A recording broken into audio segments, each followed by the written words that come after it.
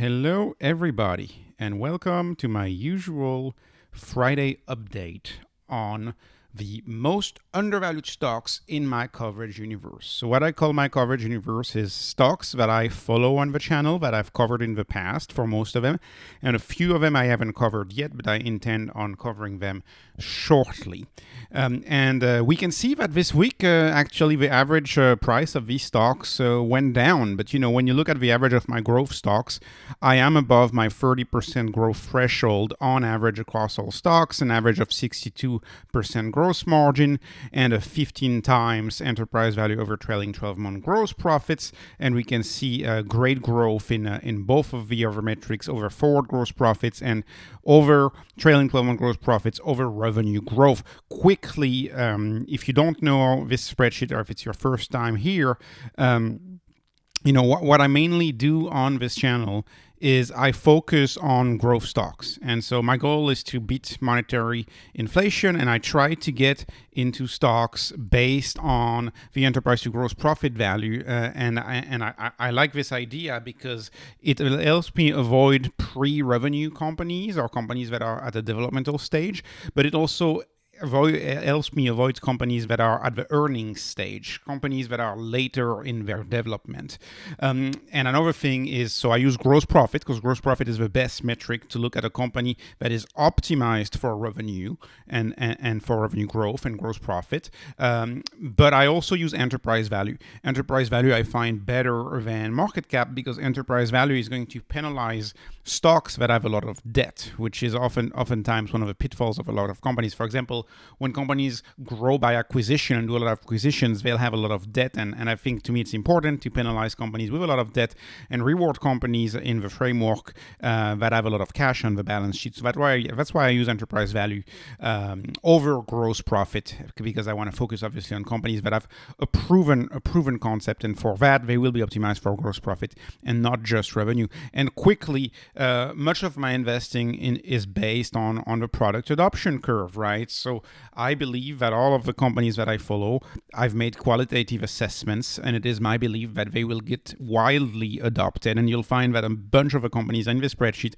are in the early signs of adoption, right? In the 5% rate of adoption in the market early on. My plan on general for all these companies is to own them for about 10 years. And as soon as there's a sign that the growth is clearly slowing down, that's when I would get out of the company and move on to a company with higher growth. But I try to buy companies that are sitting well within megatrends that I've identified and I cover on the channel.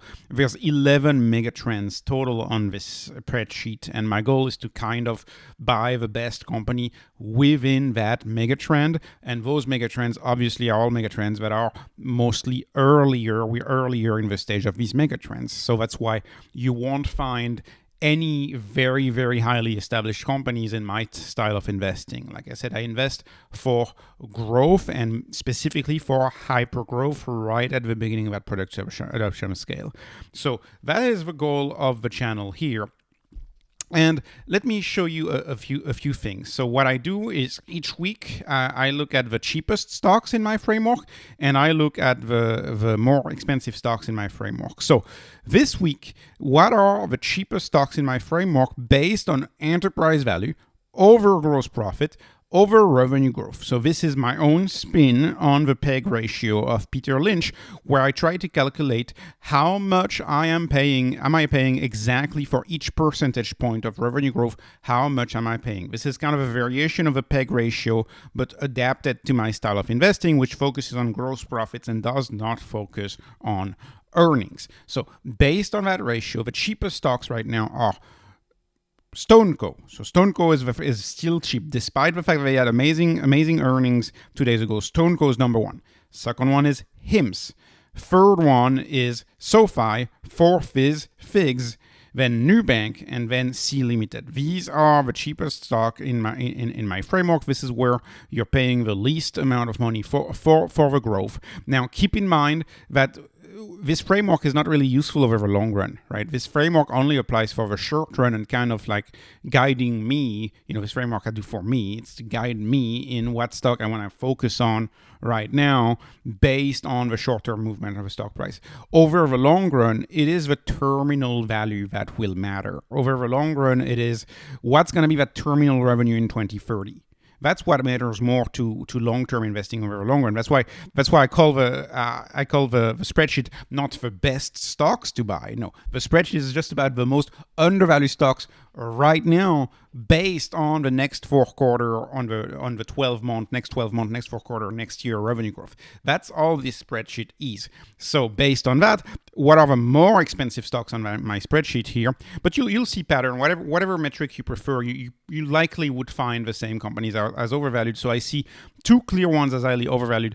The first one is Nvidia, and I sold out completely of Nvidia like 2 weeks ago, and it got even more expensive than what it used to be, which is why sometimes it's important to have conviction, right, in a stock. I believe Nvidia is too expensive right now, at least too expensive for my taste. I think it's very, very expensive, especially when you compare to other very high growth companies like Tesla. I have a hard time seeing how expensive that is. Wow. I mean, we are really in the AI hype stage right now. And that's not to say that it's not real. AI is real, and I believe it's a great innovation. I hope to get back in Nvidia, but to me, Nvidia is going to have a correction. Maybe not. Maybe I'm wrong. Sometimes, like if you take a stock like Amazon was flying high for like 12 or 13 years. So I may be wrong, but I just don't have enough conviction to hold Nvidia at such a high valuation. And the other one that I'm almost done trimming fully is Shopify. Shopify, I believe, is again well above my average of my spreadsheet. The average enterprise value to gross profit to growth is 0.57, and Shopify is twice as much, and Nvidia is like eight times as much. So these are the two more expensive ones. And now let me go through each mega trend, and I'm just going to comment on the stocks in each mega trend, like I do every Friday on this spreadsheet. So, all right, let's talk about the energy revolution stocks. So we have Tesla, Enphase, and STEM. I am still studying STEM. I still haven't made a decision whether I'm interested in buying STEM or not, mostly because right now there's so many deals out there on so many different stocks. So it's really tough to make this decision. Making the STEM decision is becoming hard to do when you have a lot of stocks that are so cheap. However, it is the cheapest out of the energy revolution stocks.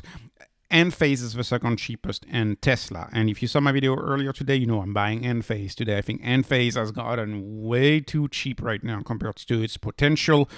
I've found Enphase cheap for the past 2 months, so it could get even cheaper. But to me, it's cheap relative to the potential. And Tesla, obviously, I mean, if you compare the potential of Tesla, Tesla is actually just a tad cheaper on my metric than the average stocks in this spreadsheet. So actually, even though there is this sentiment from everybody that Tesla is overvalued, I don't think Tesla is overvalued. I think Tesla is fairly too even undervalued compared to its potential. And as you know, Tesla and Enphase are both the only tier 1 stock that I have in my portfolio. They are combined my biggest positions, especially Tesla, much more than Enphase.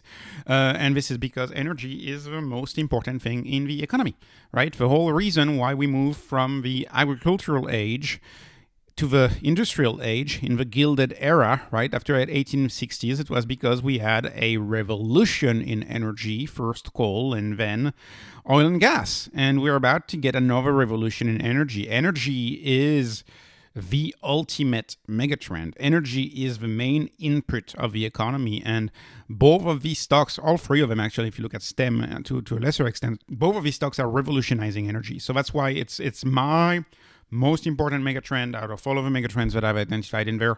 But there are more megatrends. So let me move on to healthcare of the future.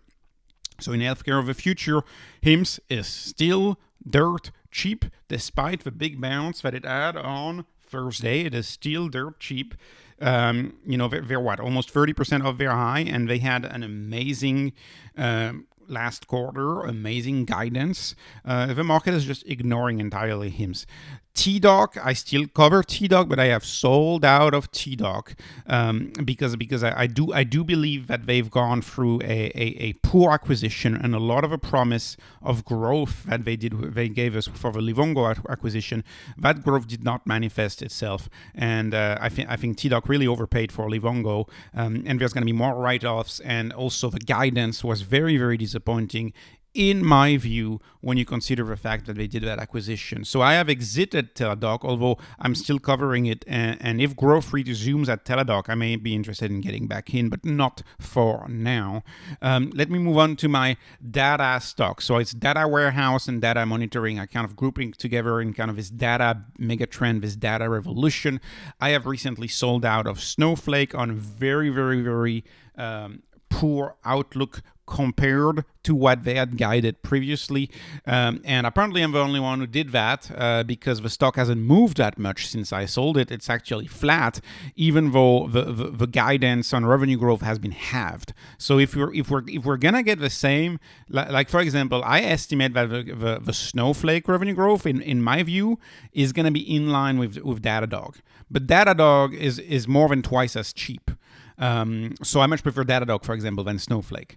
And keep in mind, Snowflake valuation here was warranted for Snowflake when it was growing at 79, 80%. But I mean, even their dollar-based retention rate is like the lowest it's been since the company IPO'd. I was not as happy at all with the call of Snowflake. So I've sold out of Snowflake. We'll see if the stock re-rates. We'll see the next quarter. Maybe I'll get back in. I do believe Snowflake is kind of at the center of the data trend. So we'll see. But for now, I'm out. I prefer MongoDB. If I were to think of two closer competitors, MongoDB and Snowflake, I prefer MongoDB. I think MongoDB is much more valuable, much more not valuable, much more reasonable as far as valuation. And then I have kind of a wild card here with Palantir. Palantir, of course, the foundry business is not growing very fast right now. It's not picking up. In fact, quarter over quarter, they had a slight decline in their sales of foundry for Palantir. But Palantir, I believe, as a near monopolistic Gotham military business, and I think I like that margin of safety in Palantir. I like the $2 billion plus of cash in Palantir, but I like the margin of safety of the fact that they are a leading provider of software for the U.S. military. And when I think about companies like Raytheon or United Technologies and the size of these companies that are suppliers to the military, I'm like, well, Palantir may actually become the fourth contractor in the U.S. military industrial complex. And so I find that very appealing. I sleep well at night owning Palantir, even though it's true that foundry, in my view, is not picking up nearly as well as they had guided. I think that military business gives it really a margin of safety. So that's my state with the data stocks. Yeah, can't say 2022 or 2023 has been a very good year for them. So anyways, it's okay. That's why you diversify. That is why you diversify. Cybersecurity stocks. Well, I am much more happy with cybersecurity stocks. And keep in mind, I don't talk about stock price performance when I tell you if I'm happy or not with a stock. I talk about the underlying fundamentals. And is the business picking up? Because that's all I look at. I really don't care about the stock price. The stock price, actually, if you look at all of these stocks, you see, if you just look at the stock price, most of these stocks, you're going to find they have awful performance. But that's not what I look at. I look at the underlying performance of the business. If you listen to the CrowdStrike conference call a few days ago, it was outstanding. It was outstanding. We're about to ship the software with Dell. They're picking up customers from Microsoft. I mean, CrowdStrike really, they gave us 3-year guidance from 3 years away so we can calculate the return. I am so confident in CrowdStrike, actually. I love the CrowdStrike business. I think my position is very safe in CrowdStrike. The cheaper out of the three here right now would be Zscaler. So, and I do believe Zscaler is a little bit at a threat from Cloudflare. But this is not going to be a winner-take-all market for when it comes to the zero trust market. I don't think it's going to be winner take all, and I think the inertia that a company like Zscaler, for example, is showing that inertia is going to keep going. You're not going to have such swift customer changes between products, even if one product is leaps and bounds. Well, not leaps and bounds, but a little bit better. I think Cloudflare is going to have a hard time selling its zero trust securities. Plus, Cloudflare is much more expensive, so I'm comfortable buying Zscaler and CrowdStrike at this level. Cloudflare, not not really touching it right now because I think the stock is flying a little high. Nonetheless, I believe that these three cybersecurity stocks will do very well. Cybersecurity, in my view, will be the last thing to get cut. You know, cybersecurity for your business in a digitalized world is so important today, and I think it's the last thing that will get cut. Let me talk about another mega trend, which is e-commerce. So e-commerce, say in the US, for example, e-commerce adoption is still in the 30-ish% range. So e-commerce, even though it's the oldest mega trend in there, it's still growing very, very fast. I'm trimming Shopify. As I said, Shopify is very expensive to me. And then we have MercadoLibre and C Limited. And I frankly like both. I have a bigger position in MercadoLibre than C Limited. I had it C Limited before their earnings, but the stock shot up after their earnings. So I'm really not touching those too much. I'm happy with my position in them. But MercadoLibre and C Limited, both of them would be good options compared to Shopify, in my view. Then let me move on to the payments space. So when it comes to the payment space, I've used StoneCo as still the king, the dirt cheap. I can't. It's hard. I have a hard time conceiving of a cheaper company right now. They're still expected to have really nice growth. You know, even if you sandbag it at 33% growth, it's still extremely nice growth. They're doing very well in Brazil. They have sponsorship with Big Brother Brazil, which is like the #1 show in Brazil. They have a lot of good things going on for StoneCo. I'm very excited about StoneCo, and this valuation provides tremendous margin of safety, and they're still growing. Like, you have businesses that trade this low who don't have insane growth. StoneCo has very high growth, much higher than my 30% threshold. DLocal, I'm on hold on DLocal because I'm still waiting for their quarter to report. When they report, I will see what happens. They've come under attack by a short seller, and I don't know what to do with it because I need to wait until the next conference call and see what they have to say about it. Square is a steady Eddie. What can I say about Square? They're the leader in payment in small business, and their Cash App is now the leading app, right? Cash App is ahead of Venmo in the US, and they're really doing well. So Square, not a bad buy at all either, in my view here. Let me move on to my chip stocks. Okay, all right. Chips are revolution right now. CPUs and GPUs are doing well, although GPUs are clearly the future. GPUs are clearly the future, and so that's why Nvidia is doing so well. But AMD has a thriving CPU business, and it's taking away share from Intel. The CPUs from AMD are taking a lot of share away from Intel. But I think for AMD, what's important to realize is that it's a diversified chip player now, right? They acquired Xilinx. They have a lot of embedded solutions. AMD is not just a CPU company anymore, and they have a teeny tiny GPU division. AMD provides the engine behind Xbox and a lot of these gaming consoles. So even though AMD is not at the heart of the trend of artificial intelligence like Nvidia is, I still believe that the growth numbers for AMD are satisfactory, and to me, that's the best risk-adjusted exposure I can get to that sector. But I would be looking forward to getting back into Nvidia if only it were to drop, please. Like, if it were to drop like 30%, that would be enough for me to get back in. I agree that Nvidia is the best company in that field, but they are so expensive. Like, everybody sees it too right now, which is, Anyways, let me move on. Pubmatic and the Trade Desk. These are two stocks that I haven't covered yet on the channel. I don't have enough time. I gotta cover them. Right now, to me, I much prefer Pubmatic right now, even though the growth has stalled in Pubmatic, but the growth has kind of stalled in the Trade Desk too, given the environment that we've had and the advertising environment being impacted by the recession, at least the spending recession from companies. I will cover both of these stocks on this channel. Pubmatic definitely much cheaper right now. Let me move on to lifestyle stocks. So as you know, I believe a lot of digitalization/internet trends also mean that there are new brands, old brands, legacy brands that were developed pre-internet don't mean too much to me, to us, right? And that's why I think Celsius has been a very interesting company. Could Celsius be the next Monster beverage? I don't know, but they're doing very, very, very well. Their growth numbers are absolutely stunning, and their beverage is picking up in the US, right? They've put this beverage with 200 milligrams of caffeine, and people keep buying it, and it's expensive.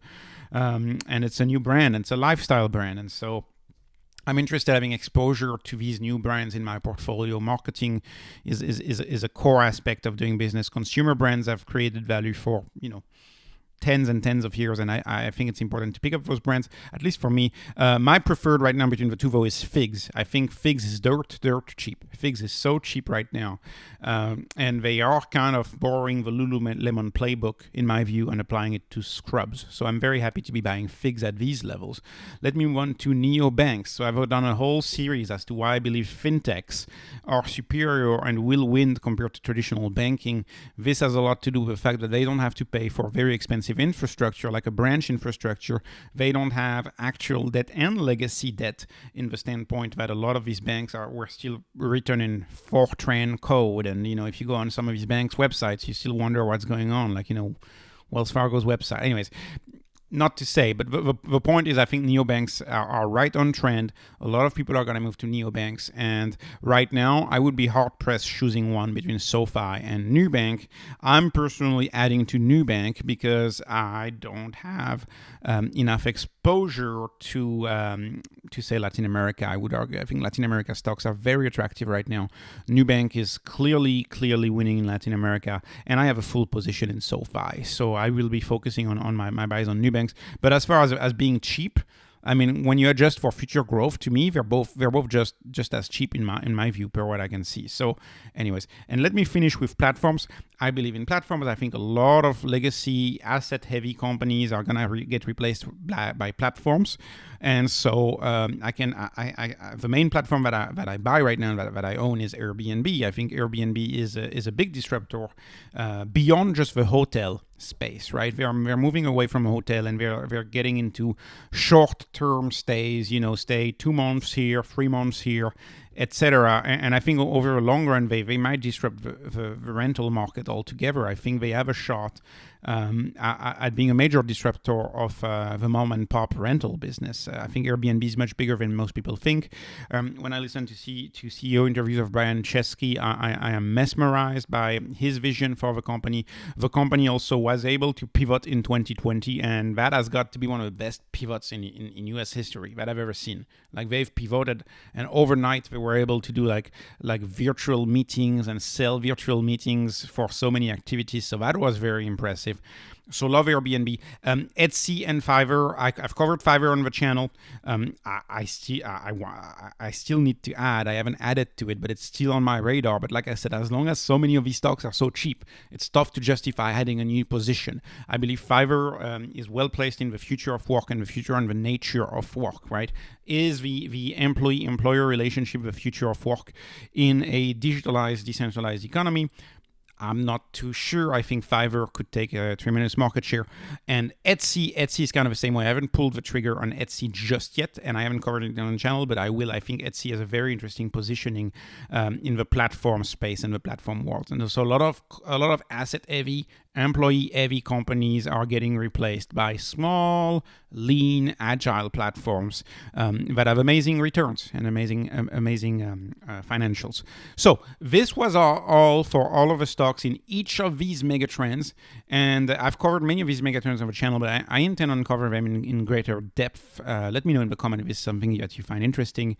Thank you so much for watching. This is not investment advice. This is literally just entertainment. Please like and subscribe. Appreciate any like I can get. Appreciate your comments too. Thank you and have a great day.